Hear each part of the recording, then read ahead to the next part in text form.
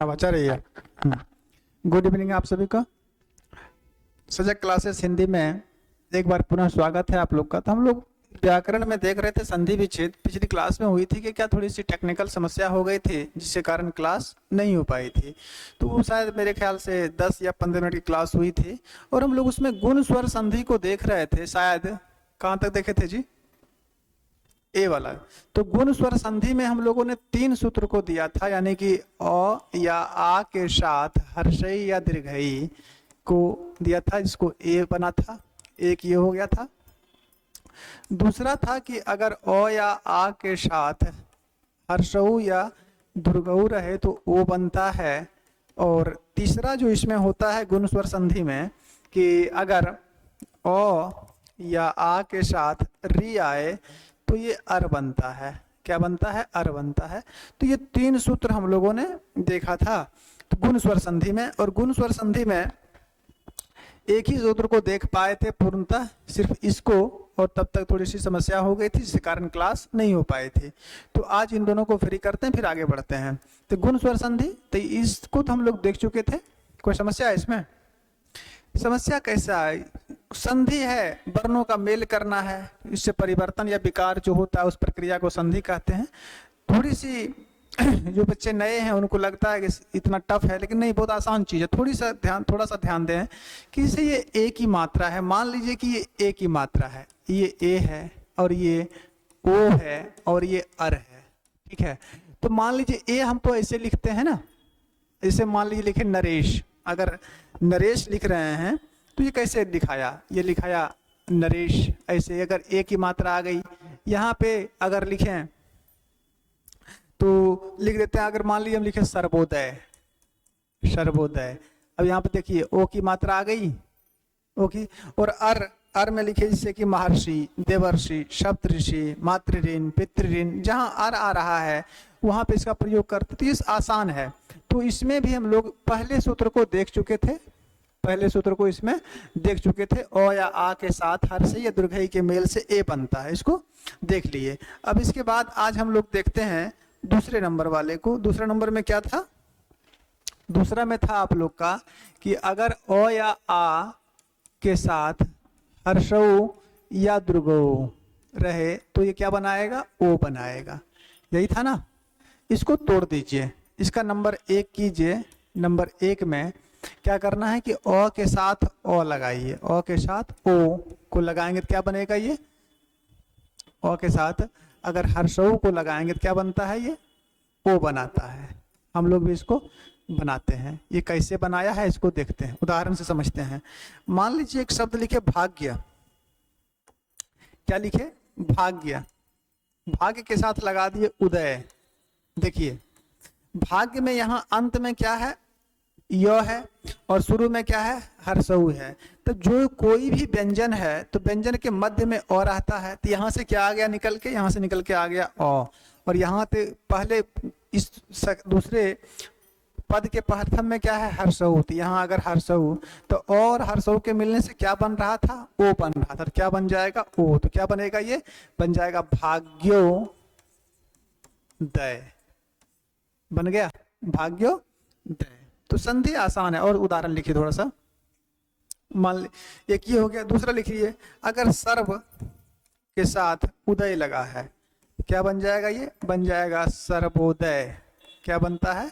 सर्वोदय। और लिखिए, अगर गर्भ के साथ उक्ति लगा है, गर्भ के साथ उक्ति, तो क्या बन जाएगा?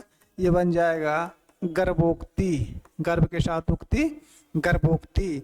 अगर शब्द है पर, इसके साथ उपकार शब्द का मेल किए तो क्या बनेगा? ये बन जाएगा परोपकार। क्या बनेगा? परोपकार। और लिख लीजिए, अगर सह है, इसके साथ उदर लगा दिए तो क्या बन जाता है? ये सहोदर। सह धन उदर, सहोदर। उदर मतलब पेट, सह मतलब एक, समान। समान पेट से जिसका जन्म हुआ है वही सहोदर भ्राता या सहोदर बहन कहलाती है। चलिए, इसका 1 नंबर तो ये हो गया। अगर इसके दूसरे नंबर को देखें तो दूसरे नंबर में हम लगाते हैं इसको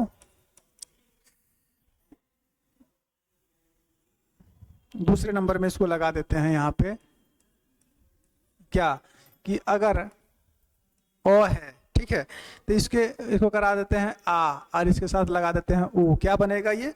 सेम तो बनाएगा जी, ओ बनाएगा। चलिए इस सूत्र को देखिए कैसे बनाया। मान लीजिए कि शब्द है महा, क्या शब्द है? महा।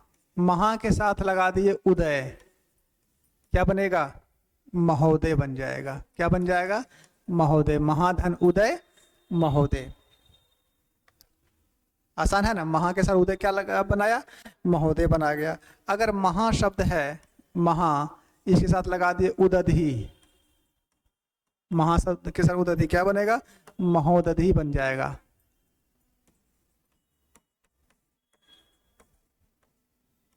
महोदधि। और बनाइए, महा के साथ उदधि, महोदधि बन जाएगा।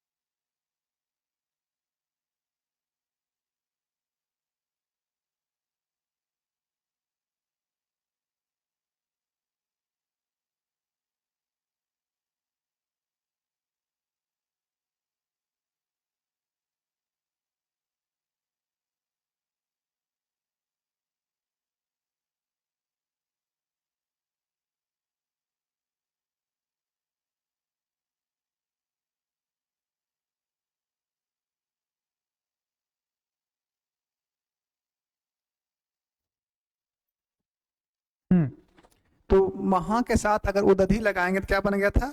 महोदधि बन गया था। ठीक है। इसके बाद अगर गंगा शब्द है, गंगा, इसके साथ लगा दीजिए उदक। उदक मतलब जल होता है।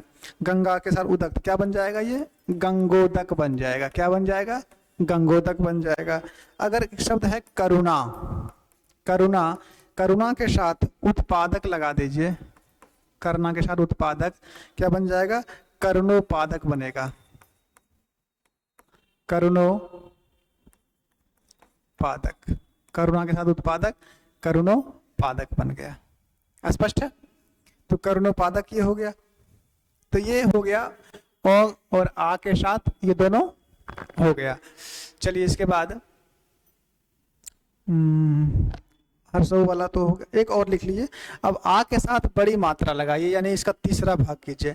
अगर आ के साथ हम बड़ी मात्रा लगा रहे हैं, जैसे कि इसके साथ आ है, इसके साथ या ओ के साथ लगाना है, पहले ओ के साथ ही लगा लीजिए।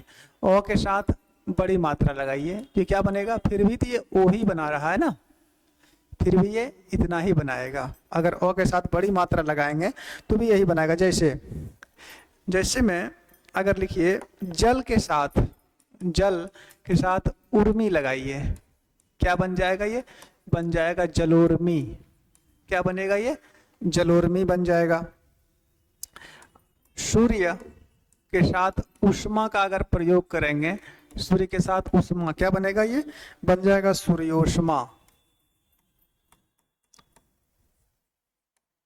सूर्योष्मा बन जाएगा। अगर नभ के साथ, नभ के साथ उहा लगाइए, उढ़ा, उढ़ा, क्या बन जाएगा? ये नभोढ़ा बनता है, नभोढ़ा। ठीक है। और लगाइए, अगर समुद्र शब्द है, इसके साथ बनाइए, समुद्र के साथ अगर उर्मी लगा दें, समुद्र के साथ उर्मी, क्या बनेगा? ये बन जाएगा समुद्रोर्मी। समुद्रो उर्मी, समुद्रोर्मी बन जाएगा। ये हो गया। और थोड़ा सा एक बड़ा वाला और लगा दीजिए इसमें। ये तीसरा हो गया ना। चौथा में अगर ओ है इसके साथ आ लगाइए। चौथा में अगर आ के साथ ऊ लगाएंगे तो भी ये तो क्या बनाएगा, फिर भी ये ओ ही बनाएगा। इस सूत्र को भी थोड़ा सा देख लेते हैं तो स्पष्ट हो जाएगा। जैसे उदाहरण भी लिखते चलना है।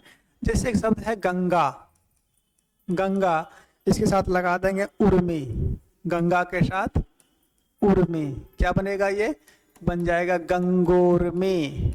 गंगा के साथ उर्मी, गंगोरमी। अगर महाधन है, महा के साथ अगर उर्मी लगा दें, महा के साथ उर्मी, तो क्या बन जाएगा, ये बन जाएगा महोर्मी, महोर्मी। और एक तो लिख लीजिए, अगर महा शब्द है इसके साथ ऊर्जा शब्द का प्रयोग करें, ऊर्जा, क्या बन जाएगा, ये बन जाएगा महोर्जा। महा के साथ ऊर्जा, महोर्जा। तो ये ए वाला तो पहले क्लास में देख लिए थे ना, ए वाला सूत्र। आज ओ वाला देख लिए। एक बचा है अर वाला, तो इसको भी आज फिनिश कर देते हैं। ठीक, व्याकरण की क्लास ऐसे भी छोटी छोटी है तो काफी है, ज्यादा इसको बड़ा करने की आवश्यकता नहीं है।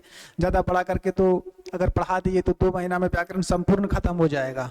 वो काव्य शास्त्र, अगर काव्य शास्त्र व्याकरण को भी देखा जाए तो 2 महीना में सारा समाप्त हो जाएगा। अर्यायवाची, पर्यायवाची, लोकोक्ति, मुहावरा, श्रुति संविन्यार्थ, सारा व्याकरण का चैप्टर 2 महीना अगर पढ़ा दिए तो खत्म हो जाएगा। इसलिए इसको छोटा छोटा क्लास में ही रहने दीजिए। साहित्य वाला, जैसे आदिकाल का काल विभाजन और नामकरण शुरू किए हैं तो वो वाला ठीक है, या फिर आप लोग का जो उपन्यास चल रहा है वो वाली क्लास लंबी लंबी है तो सही है। व्याकरण की क्लास छोटी ही रहने दीजिए, ठीक है। छोटी छोटी क्लास है, अच्छी है। इसके साथ, इसके बाद इसका जो तीसरा सूत्र था उसको देख लीजिए। तीसरा सूत्र क्या था, तीसरा सूत्र था आप लोग का इसमें कि अगर ओ या आ के साथ क्या लगाएं, री लगाएं तो क्या बनता है, अर बनता है। ये था ना तीसरा सूत्र। इसका उदाहरण थोड़ा सा लिख लीजिए, ये समाप्त हो जाएगा। जैसे अगर देव शब्द है, देव के साथ हम लगाए ऋषि, देव के साथ ऋषि, क्या बनेगा, बन जाएगा देवर्षि। क्या बन जाएगा, ये देवर्षि बन जाएगा। अगर सप्त शब्द है, सप्त, इसके साथ लगाए ऋषि, ये क्या बन जाएगा, सप्तऋषि बन जाएगा। क्या बनेगा, सप्तऋषि, सप्तऋषि। अब देखो ये यहाँ पे रेफ आ रहा है ना, यही अर है। ये क्या है, ये ओ तो है ही, और ये रौ में हलंत लगा है, अर्थात यहाँ पे रौ आधा है।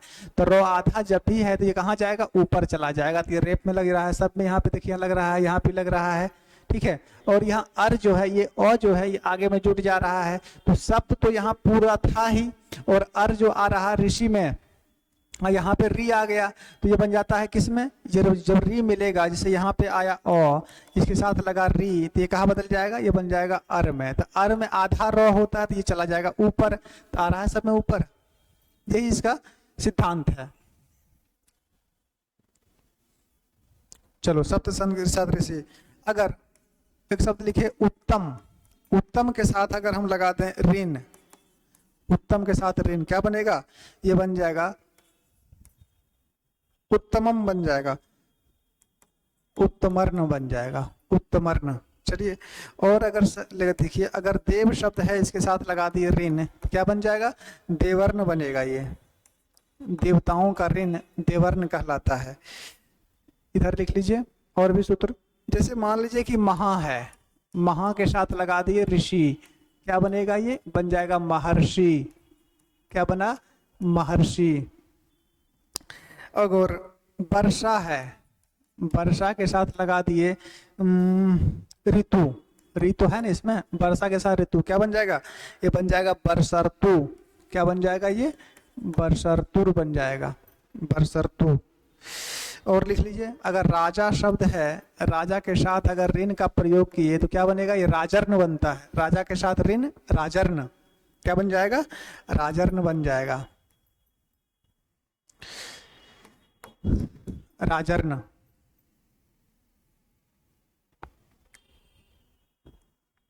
और लिख लीजिए, अगर महा है, महा के साथ अगर ऋण लगा दें तो क्या बनेगा, मर्न, ये बन जाएगा महर्न। क्या बन जाएगा, महर्न बन जाएगा, महर्न। ठीक है, तो ये आप लोग का आज व्यंजन संधि, स्वर संधि में इसके तीनों जो नियम थे गुण स्वर संधि के, वो तीनों हो गए समाप्त। ठीक है, ये तीनों हो गए समाप्त। अब तीनों के पश्चात अगला जो संधि है वो है स्वर संधि का अगला भेद, यानी कि कहने का मूल मतलब ये है प्रभु,